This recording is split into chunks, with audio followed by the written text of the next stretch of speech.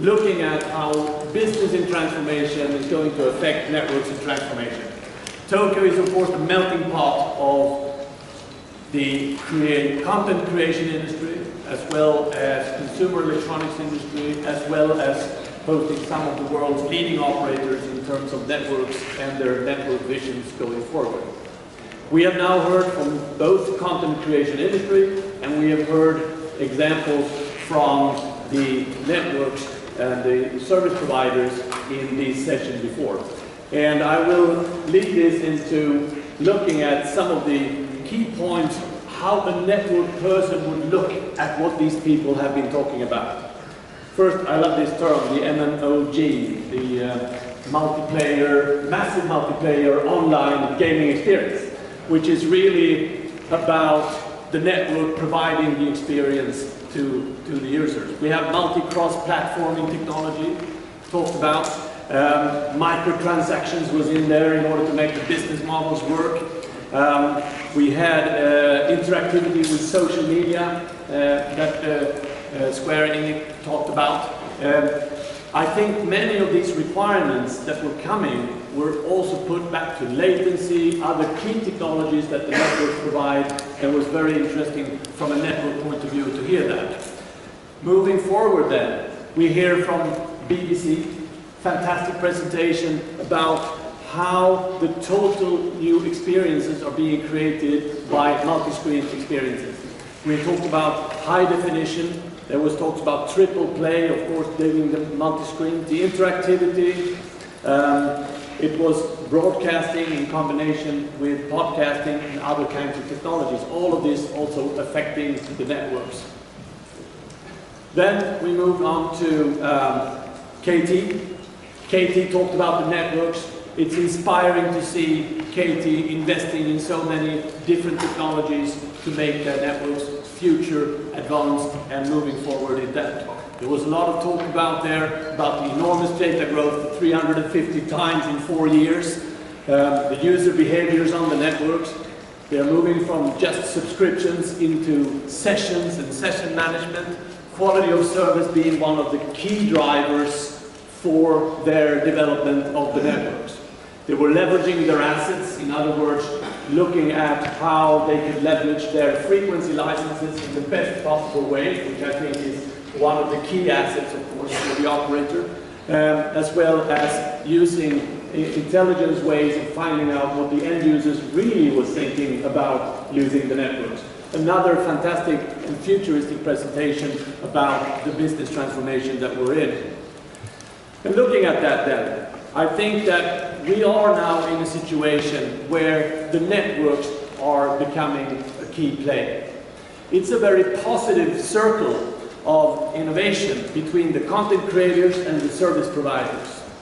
I would argue that demand, listening to the presentations today, is bigger than supply. That of course provides a great opportunity for people who are in the business of building networks and providing services through networks. It's a positive circle of innovation. It's a situation where new services, new games, or new television experiences just will not happen if the networks don't get better on a global scale. And I think there have been many speakers talking about this afternoon those kind of requirements coming back to the networks. We even saw the Google glasses up here, and I'm sure that there are many innovative things that can be done with such products if the networks can just provide enough quality. Think about face recognition, for instance. How fast and responsive does the network have to be in order to provide such performance? Performance then becomes really the key word. And there is a very big shift among Ericsson's customers, where they are moving from voice-centric business models with voice-centric networks, where the distances between the antennas out here in the city is really built there because of carrying voice. We need to move to a situation where these networks are completely data-centric and built to provide that performance that we need. So is the business really possible to happen? Ericsson has done research on this, and we have looked at a common theme, a common pattern, if you will, among operators that has been successful in making the leap from the voice-centric models into data-centric business models. And the common pattern among them is something that we have published in something we call the growth codes. It's a little bit of marketing in there, but we have been able to see a pattern of around 6 different growth codes. I will not go through those with you now, but we can say that some of the key themes of those growth codes are visionary investments. In other words, not necessarily having all the business calculations done, but investing visionary to provide a more high-performing network, a more solid end-user experience. They are using metrics to a very large degree, metrics that are relevant, in other words, really metrics where it matters, based on the end-user experience, what they actually get on the screens and how they believe that the services are performing. They are also redefining the subscriptions. We're moving from subscriptions to connections to sessions. In that sense, they are finding business models which are based on data-centric in that sense, and that are reflecting that business transformation that they want to do. Customers like this, who are they? Well, I can reveal already without you having read maybe the report about the growth code, but it's typically the Entels, the SoftBank, Telstra, Smartphone, Verizon, these kind of operators are making this leap.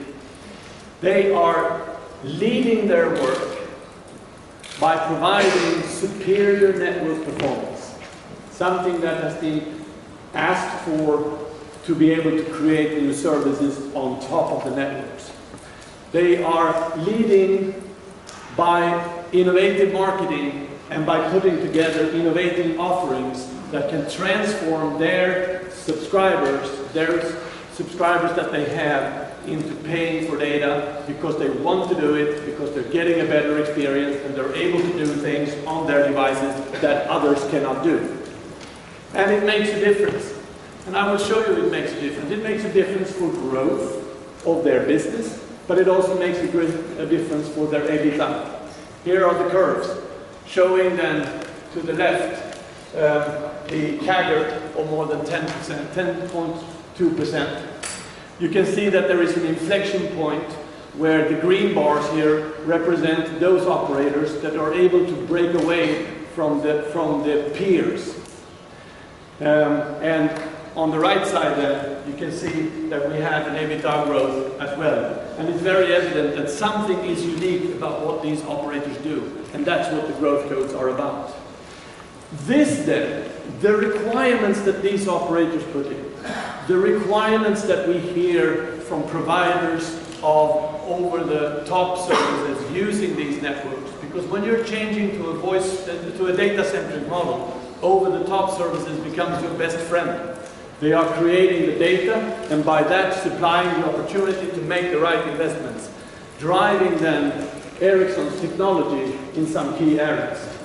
First of all, the mobility is very important. We have understood during the afternoon here that almost every example that we have shown requires mobility.